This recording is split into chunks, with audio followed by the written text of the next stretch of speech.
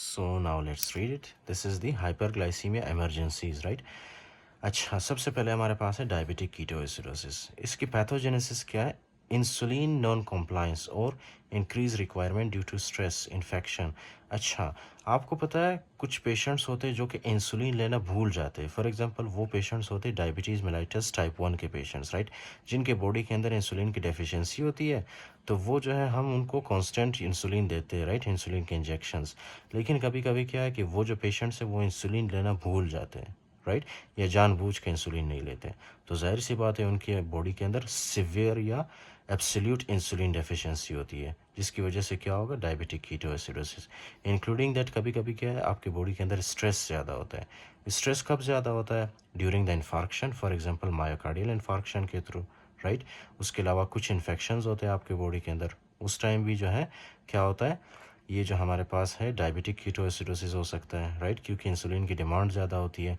इसी तरह से फॉर एग्जांपल जब आप सर्जरी करते हो उस वक्त भी क्या होता है? डायबिटिक कीटोएसिडोसिस होने के चांसेस ज़्यादा होते हैं, राइट।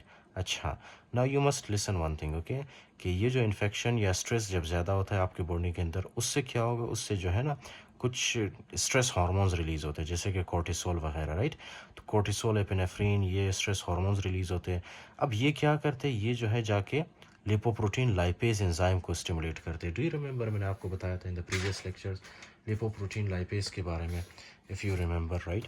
ये है हमारे पास लिपोप्रोटीन लाइपेज। ये कौन स्टिमुलेट करता है इसको? कुछ एंजाइम्स होते हैं, जैसे कि कुछ हार्मोन्स होते हैं, जैसे कि कोर्टिसोल, राइट।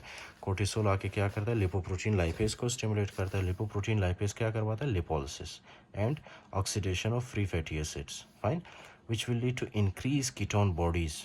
कौन से ketone bodies? Beta hydroxybutyrate and acetoacetate. एक और भी है एसीटोन, ओके, एक और भी एसीटोन। ये एसीटोन आपको पता है कैसे हमारे बॉडी से निकलता है? ये हमारे रिस्पायरेशन के थ्रू निकलता है, राइट, रिस्पायरेशन के थ्रू। तो डायबिटिक कीटोएसिडोसिस वाले जो पेशेंट्स होते हैं ना, जब आप फॉर एग्जांपल जब वो ब्रीथ करते हैं या मतलब एक्सहेल करते हैं, राइट, तो उनके बॉडी से क्या निकलता है? एक्सहेलेशन के दौरान जो है उनके बॉडी से या मतलब उनके मुंह से एसीटोन भी निकलता है, right, because this is a gas. तो एसीटोन जब निकलता है, एसीटोन क्या होता है? एसीटोन इसका जो है एक फ्रूटी स्मेल होता है, fine, Frooti smell, okay, Frooti smell होता है इसका। तो ये मतलब ये किसके बारे में? एसीटोन के बारे में, राइट। तो कौन कौन से कीटोन बॉडीज़ है? एक तो बीटा हाइड्रोक्सी ब्यूटायरेट, और उसके बाद है एसीटोएसीटेट, और एक और है जिसको कहते हैं acetone. And acetone has Frooti smell, right. तब डायबिटिक कीटोएसिडोसिस में क्या होता है? ये सब सारा मैकेनिज्म होने के बाद एक तो इंसुलिन की डेफिशिएंसी होती है इसमें, ओके, और दूसरा कीटोन बॉडीज प्रेजेंट होता है डायबिटिक कीटोएसिडोसिस में, fine. Trust me, I explain them in very detail in the previous lectures. Next is sign and symptoms. क्या क्या सिम्टम्स बनेंगे आपको? Listen very carefully. Diabetic ketoacidosis is deadly. क्यों deadly? इसको आपने डेडली निमोनिक के through याद रखना है। First of all we have D, okay. D से क्या है? डिलीरियम या साइकोसिस, ओके। डिलीरियम या साइकोसिस होता है इसमें। क्यों होता है? मैंने आपको बताया था कि कीटोन बॉडीज़ क्या करते हैं कि कुछ कीटोन बॉडीज़ होते हैं, उसके अलावा कुछ फॉर एग्जांपल हाइड्रोजन आयंस होते हैं, वो जब सेंट्रल नर्वस सिस्टम में एक्यूमुलेट होना स्टार्ट करते हैं तो that will lead to delirium and abnormal central nervous system. उसमें जो है साइकोसिस होता है, डिलीरियम होता है, राइट। उसके बाद है कुस्मॉल ब्रीथिंग। कुस्मॉल रिस्पायरेशन मैंने आपको एक्सप्लेन किया था कि ये कैसे होता है, रैपिड डीप ब्रीथिंग, राइट। उसके बाद है abdominal pain, nausea, vomiting. I explain the mechanisms, right. जब ब्लड का पीएच कम होता है, कीटोन बॉडी ज़्यादा होती है, तो they will stimulate the chemo trigger zone in the medulla oblongata, right, which will lead to nausea and vomiting. उसके बाद है डिहाइड्रेशन। ये किस लिए होता है? ये भी आपको बता चुका हो कि ग्लूकोज क्या करता था? वाटर को पूल करता था, राइट, अपने साथ, जिसकी वजह से डिहाइड्रेशन हो रहा था। फिर उसके बाद है fruity breath odour due to exhaled acetone. ये मैंने आपको बताया था एसीटोन के बारे में, राइट। अच्छा, अब जब labs for example lab investigation करते हो तो आपको क्या मिलता है? सबसे पहले हाइपरग्लाइसीमिया मिलेगा, विच आई एक्सप्लेंड, ओके। हाइपरग्लाइसीमिया जाहिर सी बात है, ये तो मिलेगा ही मिलेगा। क्यों? क्योंकि इंसुलिन की डेफिशिएंसी है। इंसुलिन क्या करता था? ग्लूकोज को सेल्स के अंदर पुश करता था, लेकिन यहाँ पे नहीं कर पा रहा। उसके बाद है increase hydrogen ion, okay. Increase hydrogen ion किस वजह से? कीटोन बॉडीज़ की वजह से। और बाइकार्बोनेट आयंस कम क्यों हो रहा है? क्योंकि बाइकार्बोनेट आयंस जाके हाइड्रोजन आयंस के साथ बॉन्ड बना रहे थे, राइट। लेकिन हाइड्रोजन आयंस की कॉन्सेंट्रेशन बहुत ज़्यादा है, सो इसीलिए बाइकार्बोनेट आयंस कम होते हैं। Increase A9 gap metabolic acidosis. अच्छा, इसमें क्या होता है? Metabolic acidosis, right. Okay, increase A9 gap वाला मेटाबॉलिक एसिडोसिस होता है इसमें। Increase urine and blood ketone levels, right. जाहिर सी बात है कि ये जो पेशेंट्स हैं इनमें क्या होगा? पॉलीयूरिया, ये ज़्यादा से ज़्यादा यूरिन पास करेंगे। एंड ब्लड कीटोन लेवल्स भी इसमें क्या होंगे? इंक्रीज होंगे, राइट।